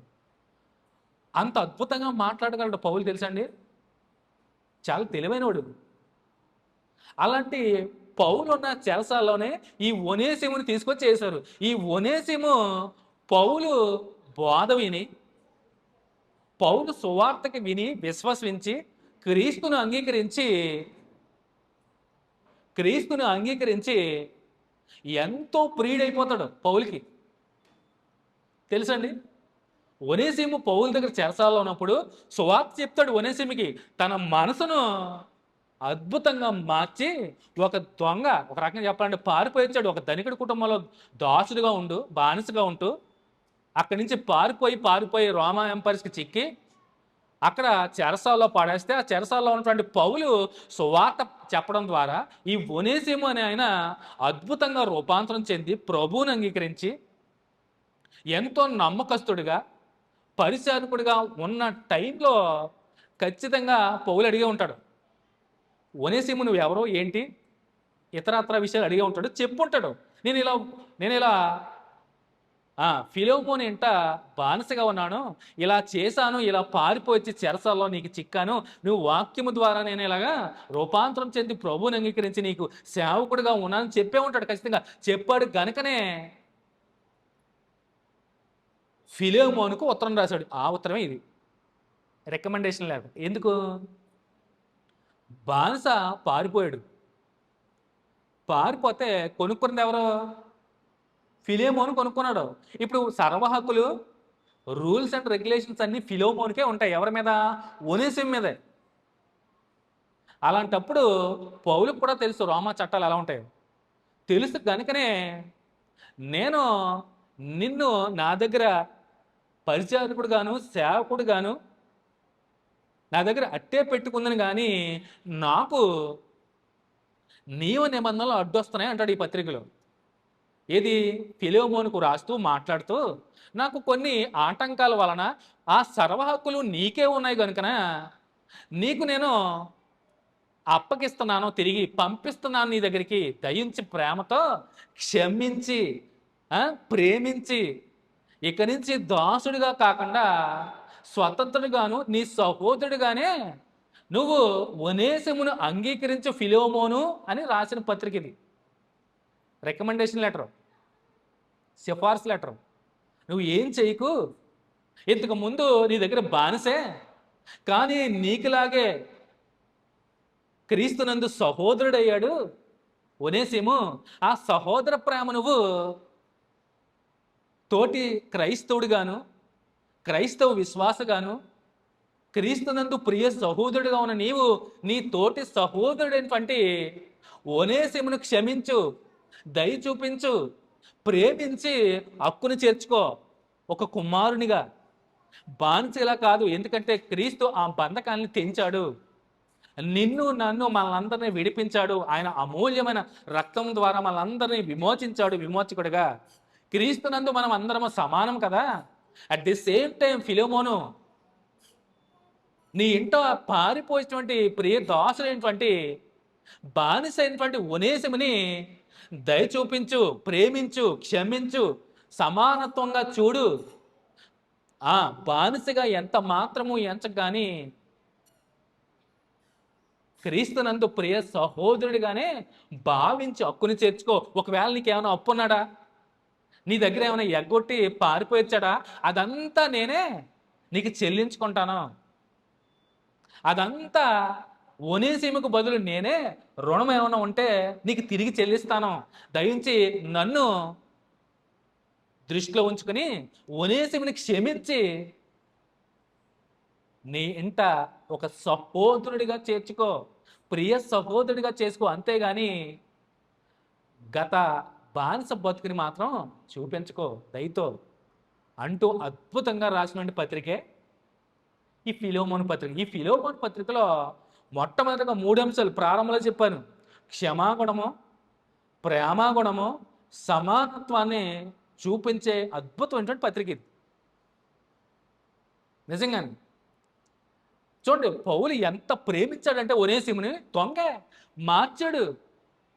సువార్త ఎప్పుడైతే ఆ చెరసాల్లో పడ్డ ఒనేసిమును సువార్త ఎప్పుడైతే ప్రభువైన క్రీస్తు గురించి ఎప్పుడైతే చెప్పాడో, ఆ పాపపు జీవితాన్ని విడిచిపెట్టాడు, ఒప్పుకున్నాడో, చెప్పాడు, నేను ఇలా దొంగతనం చేసి పారిపోయిచ్చాను, నేను ఫిలోమోను దగ్గర ఒక ధనవంతుడి కుటుంబంలో నేను వచ్చాననగానే, ఓహో నువ్వు అక్కడి నుంచి వచ్చావా, ఆ ఫిలోమోను నాకు చాలా బాగా నా సహోదరుడు, నువ్వు అక్కడి నుంచి వచ్చావా, దయతో నువ్వు అక్కడికి వెళ్ళిపోవాలే కానీ అని అంటాడు. సో ఈ సందర్భం అంతా కొలస్సీ పత్రికలో కనపడుతుంది మనకి. కొలస్సీ పత్రికలో నీ ఇంటి నుంచి వచ్చిన వాడే అంటాడు, నాకు ఫిలోమోను చాలా పరిచయస్తుడే, నా తోటి పరిచారకుడు. ఆ ఫిలోమోను కూడా నేను నా సువార్త ప్రయాణంలో సువార్త ప్రకటించి క్రీస్తు వైపు తిప్పి క్రీస్తును అంగీకరించి క్రీస్తు తోడి దాసుడిగా చేశాను. నేను తన ఇంటలోనే సంఘం పెట్టుకుని అద్భుతంగా క్రీస్తు సేవ చేస్తున్నాడో, సువార్త ప్రకటిస్తున్నాడో. ఫిలోమోను నాకు పరిచారకుడు, నా తోటి పరిచారకుడు, నా తోటి సహోదరుడే, ఆ ఇంటి నుంచి నువ్వు పారిపోయొచ్చావా అని వెంటనే ఒక లెటర్ రాశాడు. ఆ లెటరే ఫిలోమోను. చూడండి, కొలస్సీలు రాసిన పత్రికలో ఒకసారి చూద్దాం. కొలస్సీలు రాసిన పత్రికలోనే మనకు కొన్ని విషయాలు కనపడుతుంది. చూడండి, 4వ అధ్యాయము కొలస్సీలు రాసిన పత్రిక. ఎందుకంటే ఈ ఉత్తరము, ఈ ఫిలోమోనుకి రాసే ఈ ఉత్తరము ఒనేసిము చేతిలో పెట్టి ఒంటరిగా పంపడం కూడా ఇష్టం లేక ఒక సహోదరునిచ్చి వెంట పంపిస్తాడు. ఎందుకంటే పట్టబడినవాడు, చెరసాల నుంచి విడుదలవుతున్నవాడు. ఎప్పుడైతే పారిపోయినోడు దొరికితే ఏం చేస్తారో రోమ్ ఎంపైర్స్ శిక్షిస్తారు. ఎక్కడ మళ్ళా పట్టబడతాడేమో అని తోడు కోసం ఒక సహోదరునిచ్చి పంపుతాడు. ఒనేసిముకి ఒక సహోదరునిచ్చి పంపిస్తాడు. ఆ సహోదరుడే తుకికు. ఆయన కూడా కనపడతాడు ఇక్కడ. చూడండి, 4వ అధ్యాయము కొలస్సీలు రాసిన పత్రిక 4వ అధ్యాయము 7వ వచనం చదువుకుంటే, ప్రియ సహోదరుడును ప్రభువునందు నమ్మకమైన పరిచారకుడును నా తోటి సేవకుడైన తుకికు నన్ను కూర్చిన సంగతులను మీకు తెలియజేయును. మీరు మా స్థితి తెలుసుకొనున్నట్లును మీ హృదయములను అతడు ఆదరించినట్లును అతనితో కూడా, చూడండి, అతనితో కూడా నమ్మకమైన ప్రియ సహోదరుడైన ఒనేసిమును మీ యొద్దకు పంపుచున్నాను. ఇతడు మీ యొద్ద నుండి వచ్చిన వాడే. ఎక్కడి నుంచి వచ్చాడంట? పౌలు ఏం చెప్తున్నాడా? ఇతడు మీ యొద్ద నుండి వచ్చిన వాడే, వీరిక్కడి సంగతులన్నీ మీకు తెలియజేతరు. సో ఒనేసిమును మీ వద్దకు పంపిస్తున్నాను. తుకుకినిచ్చి ఒనేసిముకి సిఫార్సు లెటర్ ఇచ్చి నేను మీ వద్దకు పంపిస్తున్నాను. కొత్తోడేం కాదు, మీ దగ్గర నుంచి పారిపోయి వచ్చినోడే, మీ వద్ద నుంచి వచ్చినవాడే అని చెప్తూ తుకికు ఒనేసిము కూడా తోడికి వెళ్ళి దింపు వస్తాక వెళ్తాడు. సో ఈ చేతిలో ఈ పత్రిక ఉంటుంది, ఈ లెటర్ ఉంటుంది, ఫిలోమోనుకు రాసినటువంటి పత్రిక ఇది. అందుకనే సో పౌలు ఫిలోమోనుకు పత్రిక రాస్తూ ఆ పత్రికలో ఒనేసిము గురించి రికమెండ్ చేస్తాడు. ముగ్గురు వ్యక్తులు అపోస్తలుడైన పౌలు రాసినటువంటి పత్రిక ఎవరికి రాశారంటే ఫిలోమోనుకు రాశారు. ఎవరి గురించి రాశారంటే ఒనేసిము గురించి మాత్రమే రాశాడు. ముగ్గురే వ్యక్తులు ఫిలోమోను రాసిన పత్రికలో, పౌలు, ఒనేసిము, ఫిలోమోను ధనవంతుడి దగ్గర బానిసగా బతుకుతున్నటువంటి ఒనేసిము ఆ ఇంటి నుంచి దొంగిలించో మరి మొత్తం మీద ఏదైతే అక్కడి నుంచి పారిపోయి రోమా వాళ్ళకి చిక్కి అక్కడ పౌలు గారు ఉన్నటువంటి చెరసాల్లోనే ఖైదీగా బంధింపబడినవాడు. అక్కడ పౌలు సువార్త ఎప్పుడైతే చెప్పాడో, ఎప్పుడైతే విన్నాడో, ఒనేసిము మార్పు చెంది రూపాంతరం చెంది ప్రభువుని అంగీకరించి పౌలుకి ప్రియ దాసుడుగా ఉన్నటువంటి సందర్భంలో విషయాలన్నీ తెలుసుకుని ఫిలోమోను మా తోడివాడే, నా పరిచారికుడు ఫిలోమోను, ఇంత పెద్ద సంఘం ఉంది, నువ్వు అక్కడి నుంచి వచ్చావా, నువ్వు అక్కడికి వెళ్ళాల్సిందే అని వ్రాస్తూ ప్రేమపూర్వకంగా వ్రాసినటువంటి మాటలో ఫిలోమోనుకు రాసిన పత్రిక చూద్దాం. ప్రారంభం నుంచి ఫిలోమోనుకు రాసిన పత్రిక మనం ఒకసారి ప్రారంభం నుంచి చూద్దాం. అపోస్తలుడైన పౌలు ఫిలోమోనుకు రాసిన పత్రిక, ఫిలోమోనుకు రాస్తూ చూడండి, మొదటి నుంచి చదువుకుంటే, క్రీస్తు యేసు ఖైదీనైన పౌలును, చూడండి, క్రీస్తు యేసు ఖైదీనైన పౌలును, సహోదరుడైన తిమోతియును, మా ప్రియుడు జతపనివాడైన, చూడండి, మా ప్రియుడును జతపనివాడునైన ఫిలోమోనుకు. సో ప్రియుడు ఇంకేమన్నాడు? జతపనివాడు అంటే పౌలుతో నడిచినవాడు. పౌలు ఎప్పుడైతే సువార్త ప్రకటించాడో ఆ ధనవంతుడైనటువంటి ఫిలోమోను ఏమయ్యాడు? అతను కూడా ప్రభువుని అంగీకరించి తన ఇంట్లోనే సంఘాన్ని పెట్టాడు. ఎందుకంటే బహిరంగంగా కూడుకోవడం నేరం ఆ రోజుల్లో రోమా ఎంపైర్స్ ఉన్న టైంలో. చూడండి ఇంకేమన్నాడు 2వ వచనంలో, మన సహోదరి అయిన అప్పియకును తోడి యోధుడైన అర్కిప్పునకును నీ ఇంట ఉన్న సంఘమునకు. చూడండి, ఎక్కడుందంటే సంఘం? ఫిలోమోను ఇంటుంది. ఒక రకంగా చెప్పాలంటే మా ఇంట సంఘం ఎలా ఉందో మా కాంపౌండ్లో అలాగే ఉంది. మీకు బాగా అర్థమని చెప్తాను. మా ఇంటి పక్కనే మీ సంఘం ఎలా ఉందో అలాగే ఉంది ఆ రోజుల్లో కూడా. చూడండి, నీ ఇంట ఉన్న సంఘమునకు శుభమని చెప్పి వ్రాయునది. సో ఇప్పుడు ఎవరికి రాస్తున్నారు? పౌలు ఫిలోమోనుకు రాస్తున్నాడు. అవునా? బాగా అర్థమైంది. ఇక్కడికి రాస్తూ ఎవరి గురించి రాస్తున్నాడో మనం కింద వచనాలు చదువుకుంటే తెలిసిపోతాం మనకి. ఏమని చూడండి, నెక్స్ట్ ఏం చెప్తున్నాడో, ఫిలోమోనుకి ఉన్నటువంటి విశ్వాసం గురించి, ప్రేమ గురించి చాలా సంతోషిస్తున్నాను అని చెప్తాడు. చూడండి, ఫిలోమోనుకి ఒకేసారి విషయం చెప్పకుండా ఇంట్రడక్షన్లో వందనవచనం చెప్తూ తన పరిచర్యను, తన విశ్వాసాన్ని, తన ప్రేమని, తన క్షమాగుణాన్ని, తన హృదయంలో దాగున్న ప్రతి లక్షణాన్ని బయట పెడుతూ అందుని బట్టి నేను ఎంతో సంతోషిస్తున్నాను అని తెలియజేస్తాడు. చూడండి, నీ ప్రేమను గుర్చియు ప్రభువైన యేసు ఎడలను సమస్త పరిశుద్ధుల ఎడలను నీకు కలిగి ఉన్న విశ్వాసమును గూర్చియు నేను విని నా ప్రార్థనలు యందు నీ నిమిత్తము విజ్ఞాపన చేయొచ్చు ఎల్లప్పుడూ నా దేవునికి కృతజ్ఞతాస్తుతులు చెల్లించుచు. చూడండి, చెల్లించుచు అంటూనే చూడండి 7వ వచనం చూడండి, సహోదరుడా, ఎవరి యందు? క్రీస్తునందు. ఎందుకంటే జతపనివాడు పౌలుకి, ఫిలెమోను ఎంతో కలిసి పనిచేసి పరిచారం చేసుకున్నవారే. సో సహోదరుడా, పరిశుద్ధుల హృదయములు నీ మూలముగా విశ్రాంతి పొందినందున నీ ప్రేమను బట్టి నాకు విశేషమైన ఆనందమును ఆదరణీయు కలిగెను. అంటే అంత అద్భుతంగా తన ఇంట నుండి సంఘాన్ని నడిపిస్తున్నాడు. ఎవరు? ఫిలెమోను. ఒక రిచ్ మ్యాన్, ఒక రిచ్ క్రిస్టియన్ అండి, ఒక రకంగా చెప్పాలంటే. ఒక ధనవంతుడైనటువంటి క్రైస్తవుడు ఫిలెమోను.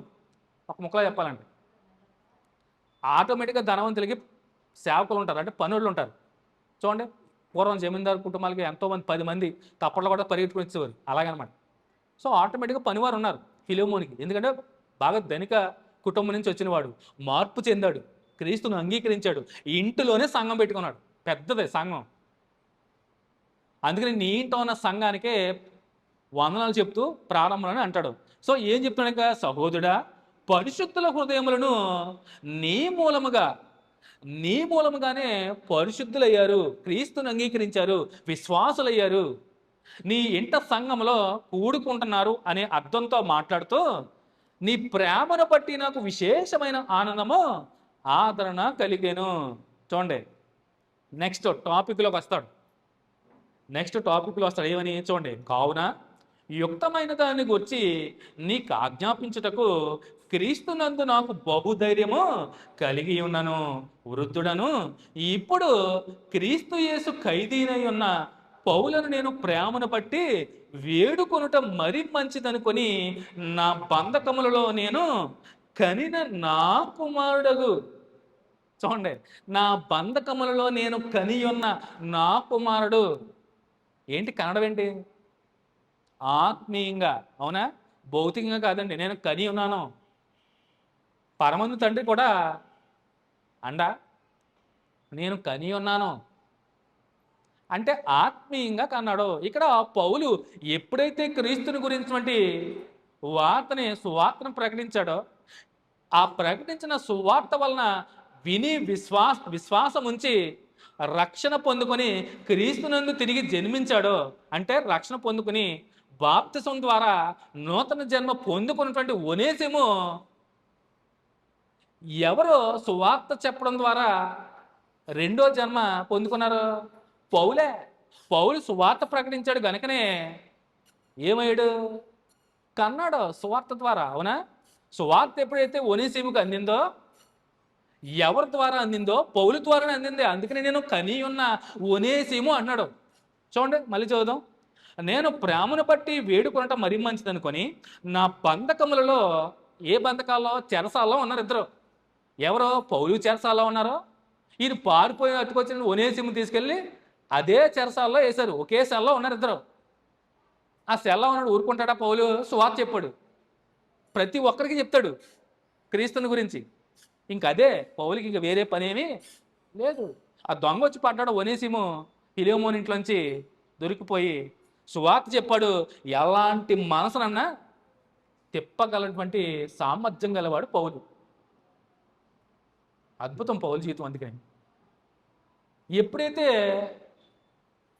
ఆ ఒనేసిముకి ఎప్పుడైతే సువార్త అందిందో క్రీస్తుని అంగీకరించాడు. అందుకనే బంధకముల్లో నేను కనిన నా కుమారుడగు ఒనేసిము కోసరము నిన్ను వేడుకొనుచున్నాను. ఒనేసిము గురించి రాస్తున్నాడు, ఒనేసిము కొరకు రాస్తున్నాడు. చూసారా? అర్థమైంది మ్యాటర్. ఎందుకు రాస్తున్నాడు? చూడండి, ఎందుకు రాస్తున్నాడంటే అతడు మునుపు నీకు నిష్ప్రయోజనమైన వాడే గాని, ఒనేసిము బానిసడే. అంటే నువ్వు కొనుక్కున్నావు ఒనేసిముని, నీ దగ్గర నిష్ప్రయోజనమైన వాడే, ఎందుకు పనికిమాలిన వాడే, తృణీకరింపబడిన వాడే, బానిసుడే, నీకు నీ పనోడే. అంటే ఎందుకు పనికిమాలిన వాడే నీ దగ్గర అయి ఉండొచ్చు కానీ, చూడండి, అతడు మునుపు నీకు నిష్ప్రయోజనమైన వాడే గాని ఇప్పుడు నీకును నాకును ప్రయోజనకరమైన వాడాయను. ఎవరి ద్వారా? క్రీస్తునందుకు కిందకు వచ్చిన వారందరూ కూడా సమానము. ఒకప్పుడు నీకు నిష్ప్రయోజనమైన వాడే ఒనేసిము, కానీ ఇప్పుడు నీకు నాకు కూడా. ఎందుకంటే ఆత్మీయంగా తిరిగి జన్మించాడు. క్రీస్తునందు ఆల్ ఆర్ ఈక్వల్. ఇప్పుడు నీకును నాకును ప్రయోజనకరమైన వాడాయను, నా ప్రాణము వంటి వాడైన అతనిని నీ యొద్దకు తిరిగి పంపి ఉన్నాను. నీ యొద్దకు తిరిగి ఎందుకు పంపుతున్నానంటే, ఆ ఒనేసిము అన్నవాడిని నువ్వు కొనుక్కున్నావో, నీ దాసుడు, నీ బానిస, ఆ కంప్లీట్ రైట్స్ అన్నీ నీవే. ఎందుకంటే నాకు తెలిసి నీ విషయాలు నేను నా దగ్గర పెట్టేసుకుందాం అనుకున్నాను. పరిచర్యలో, సువార్త ప్రయాణాల్లోనూ దాసుడిగా చేసుకుని ప్రియ శిష్యుడిగా చేసుకుందాం అనుకున్నాను. కానీ ఈ బంధకాలు, ఈ రూల్స్ అండ్ రెగ్యులేషన్స్ నాకు అడ్డొచ్చినాయి. రూల్స్ తూచా తప్పకుండా పాటిస్తాడు పౌలు రోమా సామ్రాజ్యంలో. ఎందుకంటే రోమా పరిస్థితి కలిగిన వాడు, రోమా చట్టాలను ఎరిగిన వాడు, దగ్గరిస్తే ఏమవుతుందో కూడా తెలిసిన వాడు. అందుకని ఆ మాటలు కూడా మెన్షన్ చేస్తూ ఉంటాడు. చూడండి, నా ప్రాణం వంటి వాడైన అతనిని నీ యొద్దకు తిరిగి పంపి ఉన్నాను.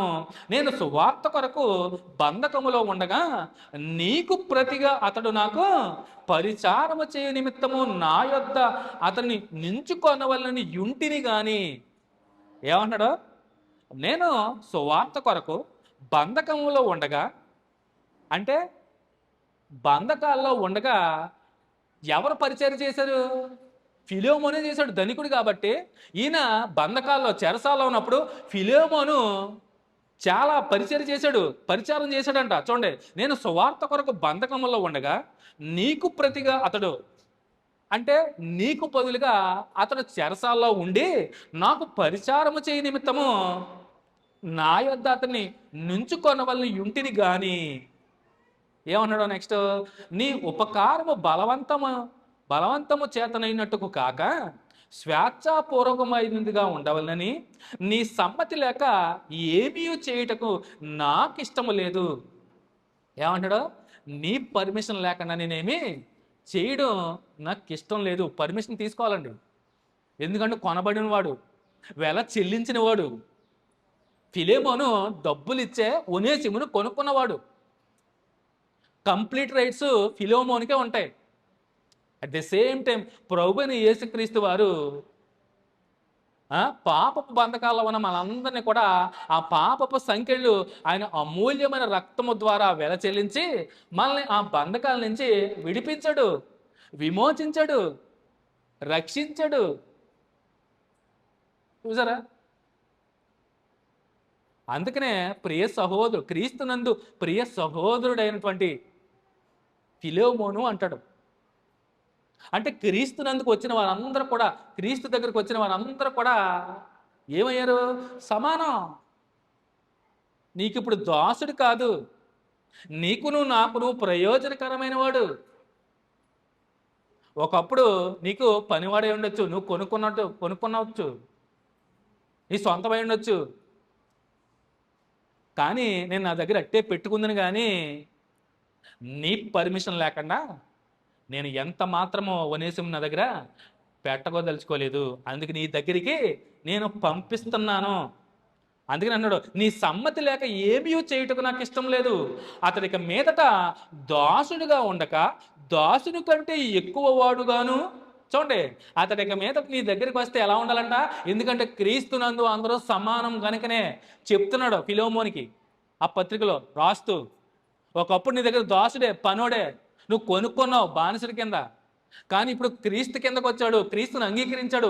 నువ్వు క్రీస్తుని ఎట్టి రీతిగా అంగీకరించి సహోదరుడు అయ్యావో, ఒనేసిము కూడా క్రీస్తుని అంగీకరించి అదే సమానత్వ హక్కుని పొందుకున్నాడో, నువ్వెంతో ఒనేసిము కూడా అంతే. నువ్వు భౌతికంగా రిచ్ అయి ఉండొచ్చు, ఫిలోమోను, నువ్వు భౌతికంగా ధనికుడు అయి ఉండొచ్చు.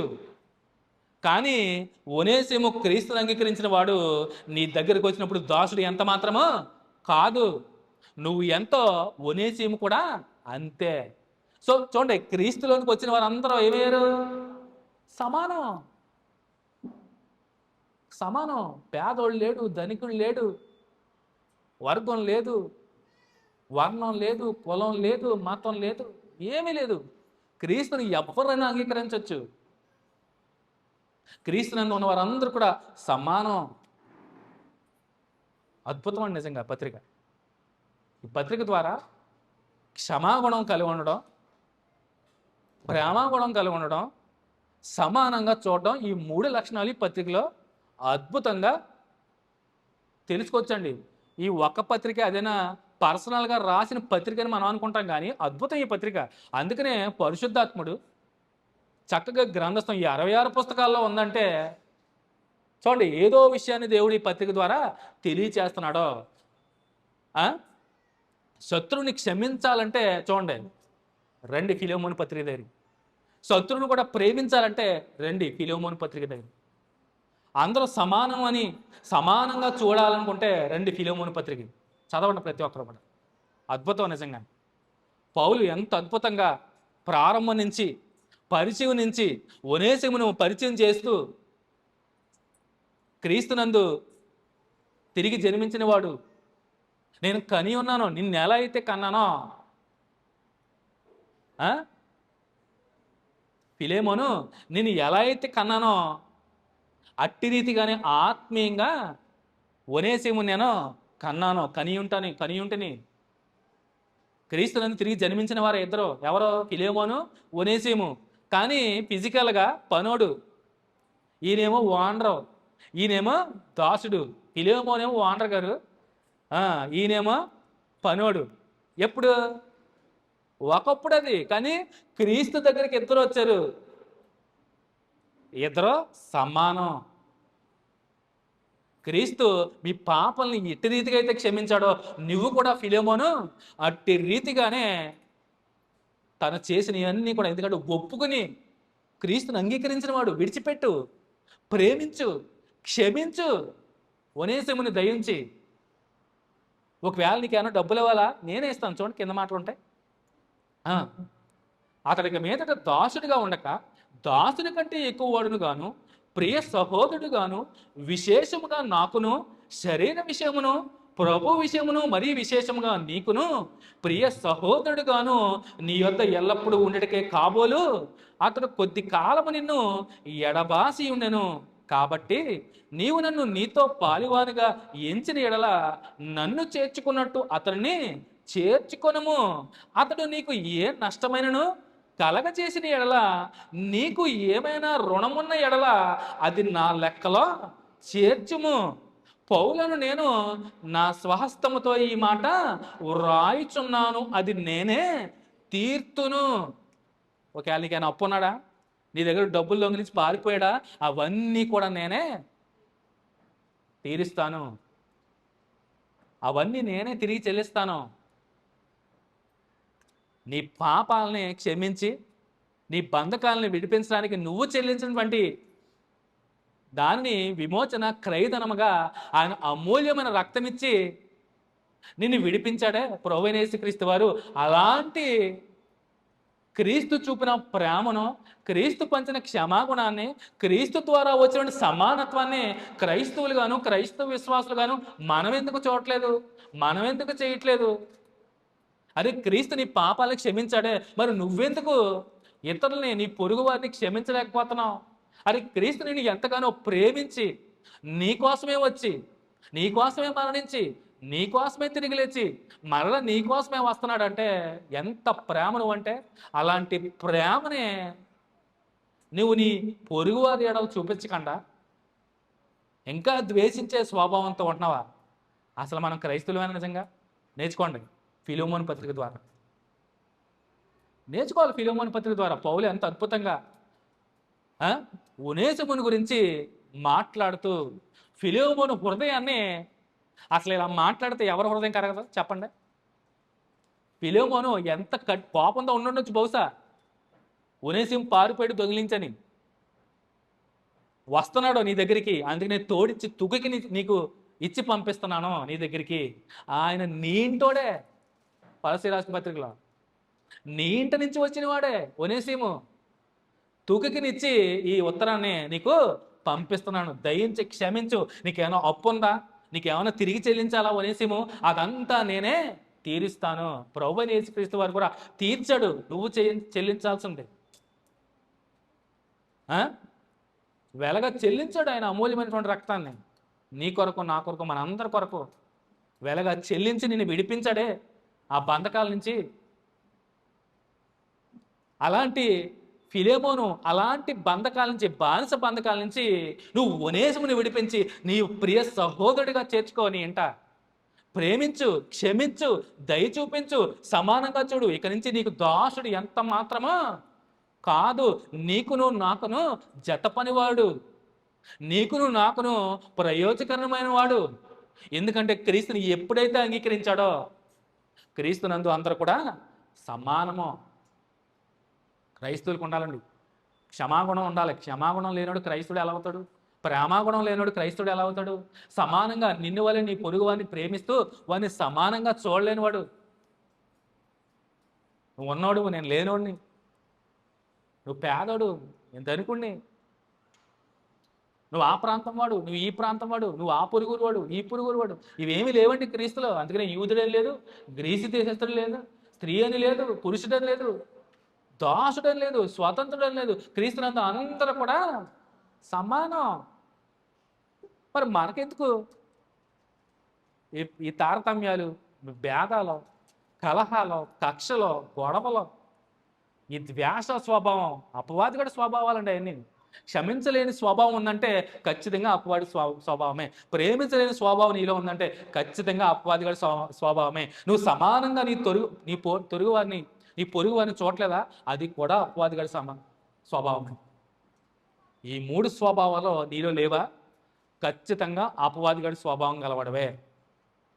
ఎప్పుడైతే నీ హృదయంలో మనఃపూర్వకంగా క్షమాగుణం, ప్రేమాగుణం, ఇతరులను సమానంగా చూసే గుణం నీలో ఉందో, అప్పుడే నువ్వు పరిపూర్ణ క్రైస్తవుడు అవుతావు. ఒకవేళ లేదా, ఫిలోమోను పత్రిక చదవండి, ఇంటికి వెళ్ళిన తర్వాత కూడా చదవండి, బాగా అర్థమవుతుంది ఎంతో అద్భుతంగా. అసలు నేను అన్నీ నేనే తీరుస్తాను, నీకు ఏమైనా అప్పుగా ఉంటే నువ్వు విడిపించి నీ దగ్గరికి పంపిస్తున్నాను. నువ్వు ఇక్కడి నుంచి పనుళ్ళ ఎంత మాత్రం చూడకు, ఎందుకంటే క్రీస్తుని అంగీకరించాడు. నువ్వు ఎలా అయితే తిరిగి జన్మించి క్రీస్తుని విశ్వసించావో, అట్టి రీతిగానే ఒనేసిము కూడా నీకులాగే ఆత్మీయంగా పుట్టినవాడే. సో దయించి, క్షమించి, ప్రేమించి హక్కుని చేర్చుకో. ఒకవేళ నీకు ఏమైనా ఇవ్వాలా, డబ్బులు, రుణం ఉన్నాడా, అవన్నీ నేనే తీరుస్తాను ఖచ్చితంగా. ఇది నా స్వహస్తాలతో రాస్తుంటాను ఉత్తరం అన్నాడు, అంతే సింపుల్గా. చూడండి ఎంత అద్భుతం. ఒక పర్సన్ గురించి వ్యక్తిగతంగా ప్రేమపూర్వకంగా రాసినటువంటి పత్రికే ఫిలోమోను. ఒక వ్యక్తి కోసం రాశాడు పౌలు. ఆ రాస్తూ ఈ పత్రికలో అద్భుతమైనటువంటి సందేశాన్ని పరిశుద్ధాత్ముడు ఈరోజు మనకి బోధించాడు. మూడు విషయాలు ఈ ఫిలోమోను పత్రిక ద్వారా. క్షమాగుణం, ప్రేమతత్వం ఉండాలి, సమానంగా చూసే గుణము ఉండాలి. ఎందుకంటే క్రీస్తు అందరినీ, పక్షపాతం లేదు, అందరినీ సమానంగా చూశాడు. ఆ దేవాలయపు అడ్డు తెరను తొలగించాడు. ఆ ధర్మశాస్త్రపు గోడలనే బద్దలు కొట్టాడు. ప్రవేశం లేదు ఒకప్పుడు. ఎప్పుడైతే క్రీస్తులందు అందరూ సమానమో, ఆ సమానం ద్వారా వచ్చినటువంటి స్వాతంత్రము ప్రతి ఒక్కరూ దేవుని చెంతకు రావడానికే ఆయన మార్గాన్ని ఏర్పరిచాడు. సో ప్రతి ఒక్కరూ ఆలోచించండి. మన క్రైస్తవులకు ఉన్నటువంటి లక్షణాలు ఏంటంటే, ఇన్నువలని పొరుగు వారిని ప్రేమించాలి. తప్పు చేశాడా, క్షమించు. ఒనేసిము కూడా పాపం తప్పు చేసి పారిపోయాడు. క్షమించు, నీ ఇంటోడే నా దగ్గరికి వచ్చాడు, సువార్త ద్వారా నేను కని ఉన్నాను. సో దయించి హక్కుని చేర్చుకో. ఎందుకంటే నీ ఇంటి వచ్చిన వాడే నా దగ్గర అట్టే పెట్టుకుందాం అనుకున్నాను, కానీ నాకు ఇష్టం లేదు. ఎందుకంటే నీకు చెందినవాడు. ఎందుకంటే రోమా సామ్రాజ్యంలో ఉన్న ప్రారంభంలో చెప్పా, వేల ఇచ్చి కొనుక్కునేవారు 500 దేనాలకి, 600 దేనాలకి. ఇష్టం ఉందని చరిత్ర ఉంది. రోమా సామ్రాజ్యంలో అమ్మేసేవారు సంతల పశువులని, మనుషుల్ని. ఏ మనుషుల్ని? చెరగా వచ్చినటువంటి జనాలందరినీ సంతలో పెట్టి అమ్మేసేవారు మనుషుల్ని. ఆడవారైతే ఒక రేటు, మగవాళ్ళు అయితే ఒక రేటు. అలా కొనుక్కున్నవాడే ఒనేసిము. ఎవరు కొనుక్కుందే? ఫిలోమోను గారు కొనుక్కున్నాడు, ధనవంతుడు. అక్కడి నుంచి దొంగిలించి పారిపోయాడు, చెరసల్లో పడ్డాడు, సువార్త విన్నాడు, మార్పు చెందాడు. విషయాలు తెలుసుకుని మరలా అక్కడికి పంపడానికి ఎలాగ పంపాడు? దాసుడిగా కాదండి, స్వతంత్రుడిగా పంపాడు. అవునా? ఒకప్పుడు దాసుడే, ఇప్పుడు స్వతంత్రుడు. ఆ స్వాతంత్రము క్రీస్తు ద్వారా పొందుకున్నాడు. సమానం. నేను ఓనరు అని నా పనుడని చూస్తావేమో, ఎంత మాత్రమో చూడకు అలాగా. ఒకవేళ ఏమైనా ఇవ్వాల్సి ఉంటే నేను ఇచ్చేస్తాను. సో అందుకనే ప్రభువైన యేసుక్రీస్తు వారు సో చక్కగా పౌలు అదే విషయాన్ని తెలియజేస్తూ, మనం చదవబడిన లేఖన భాగంలోనే దేవుని కృపా మహదేశమును బట్టి ఆ ప్రియుని యందు ఆయన రక్తము వలన మనకు ఏమొచ్చిందంట? ఆయన రక్తం వలన మనకు విమోచనము, అంటే విడుదల, అనగా మన అపరాధములకు క్షమాపణ మనకు కలిగి ఉన్నది. క్రీస్తు ద్వారానే విడిపింపబడ్డాము. ఆయన రక్తము ద్వారానే ఏమయ్యాము?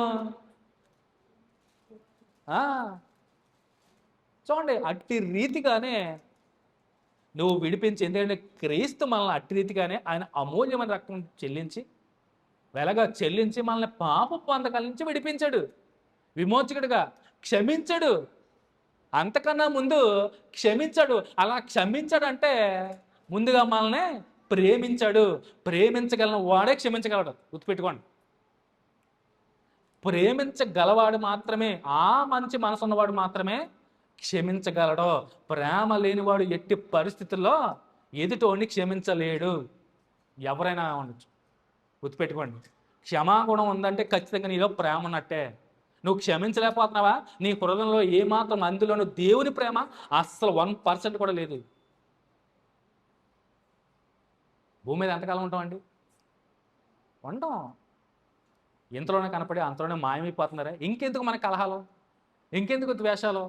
వారు లేనప్పుడు మనం ఎంత బాధపడతాం. ఒకప్పుడు నీకు శత్రువు అయి ఉండొచ్చు, కళ్ళ ముందు లేనప్పుడు ఆ జ్ఞాపకాలన్నీ నీకు గుర్తురావా? అరే, నా ముందు ఇలా జరిగింది, ఇలా గొడవ పడ్డాం, ఇలా ద్వేషించుకున్నాం, ఒకప్పుడు మేము మంచిగానే ఉన్నాం, ద్వేషించుకున్నాం, కలహించుకున్నాం, నేడు ఈ లోకంలో నా కను ముందు లేడే అని కనీసం ఒక్కసారైనా తలుచుకుంటారు మీరు వాళ్ళ గురించి. గుర్తుపెట్టుకోండి, ఎంత ద్వేషించిన వ్యక్తినైనా తలుచుకోకుండా ఉండరు ఎవరు.